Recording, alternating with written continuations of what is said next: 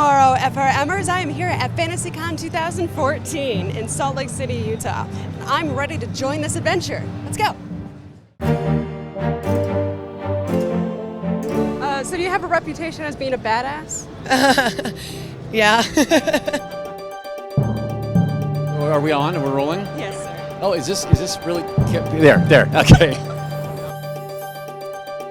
So this is Cas Anvar on Filming Around Midtown, and I tell you, remember to follow the creed. Nothing is true, and everything is permitted.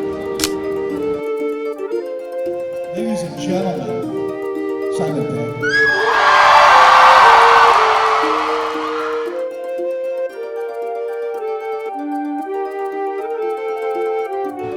Well, hi, I'm Doug Jones. I've been in the Hellboy movies as the Bluefish guy Abe Sapien. I've been the Silver Surfer in the Fantastic Four sequel. This is boring to tears by the listening to my resume. You can look me up on IMDb and get this whole spiel. Well, you always seem to keep your creatures grounded somehow. Oh, thank you. I'm gonna hang on to this, by the way. No, that's perfectly fine. That way I can't run away. Yeah, that's right. Is there a trick to doing that? Like, is there a trick to being a creature without going over the top? Well, I think that's just acting in general. Yes, when you're playing a creature, your tendency is either to think that the makeup will do all the work for you and do nothing, or overdo it because I have to emote through this. I think an honest performance, as any actor would do, is what really brings out the best in an applied makeup like that. Honestly. That's a wonderful answer, sir. Do you ever feel typecast as a creature? Like you read a script and you're like, I would totally love to play this guy. But I love being typecast as a creature. If someone's calling you up to give you money to be in a movie, who could hate that?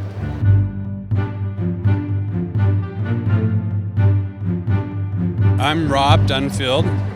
I'm one of the co-owners of the Fear Factory, which is an extreme haunted attraction here in downtown Salt Lake City.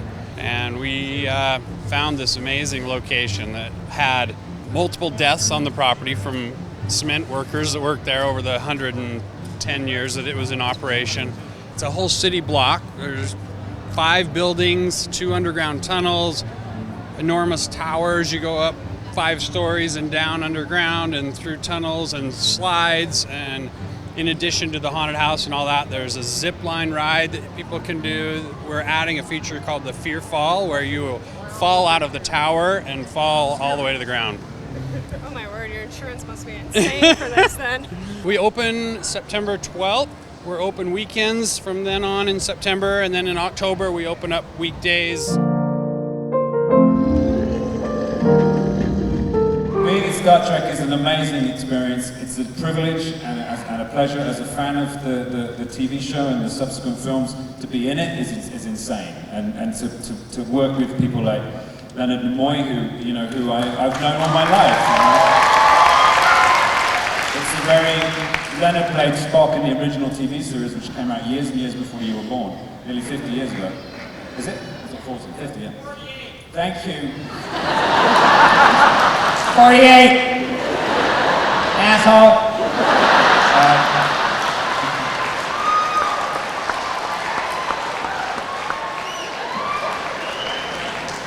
It's amazing to act with a character that you've known since you were a kid.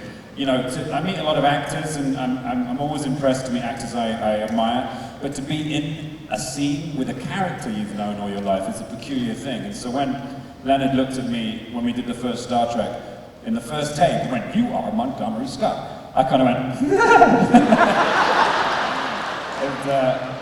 we had to do it again.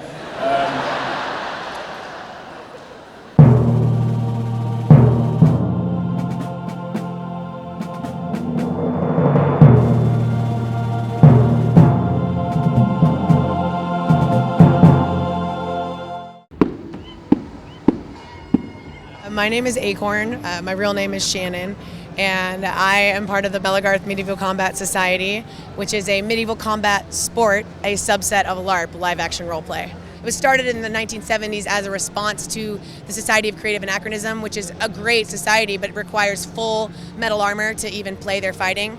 So the idea was pad the weapon instead of the body. And so foam sports were invented, and Bellegarth came out of that. I guess I would say that the main difference between us and more traditional LARPs, again, is the fact we don't have rolls, but also the full contact aspect. We allow shield bashing, we allow shield contact, pushing, grappling.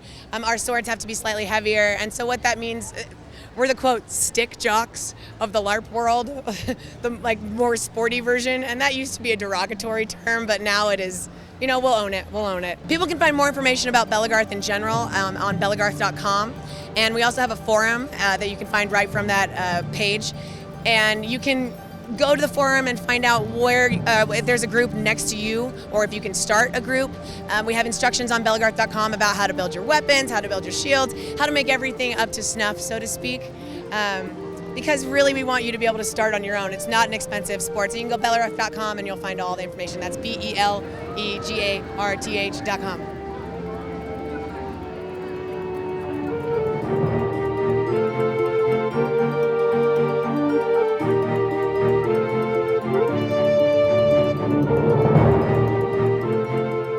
My name is Cas Anvar. I play the voice of Altair in Assassin's Creed Revelations, and an actor, television and film.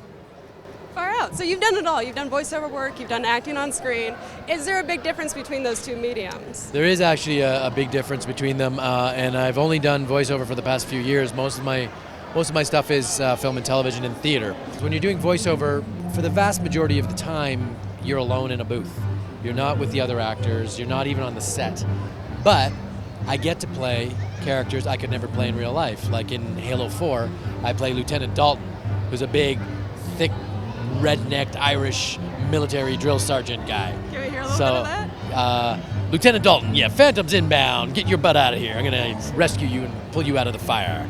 That's Lieutenant Dalton. And then in Assassin's Creed, I'm Altair ibn La'ahad from Assassin's Creed Revelations. Follow the creed, nothing is true, and everything is permitted. So you get to play a lot of different things when you're doing voice acting, which is way more than you'd ever do on camera. That's excellent.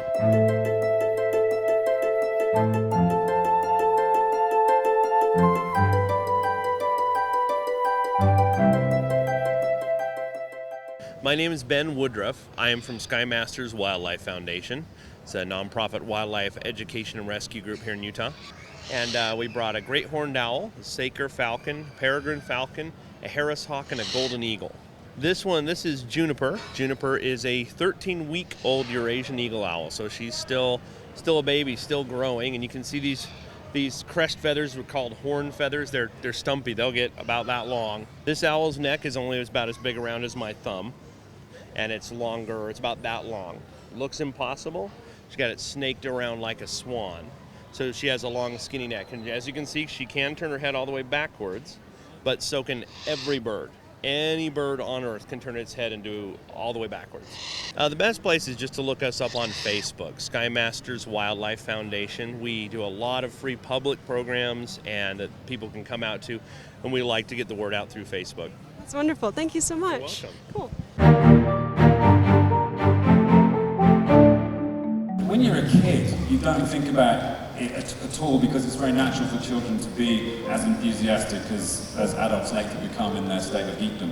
But you get slightly older and you realize that you're still in love with something and you still want to talk about it and you still want to dress up like it and watch it hundreds of times. It's the older you get, the more you realize how okay it is to be like that. Do you know what I mean? And how you need to celebrate that thing and not feel weird about it. That's why these events are amazing, because we can all get together and just share that love, and it's a brave and it's a very positive thing to just sort of be act about a passion that you have, and not give a shit what anyone thinks about you for it,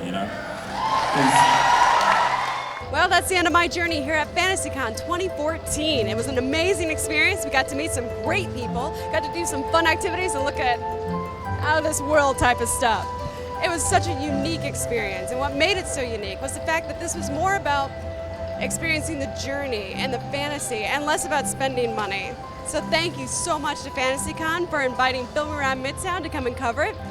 We hope to be back next year.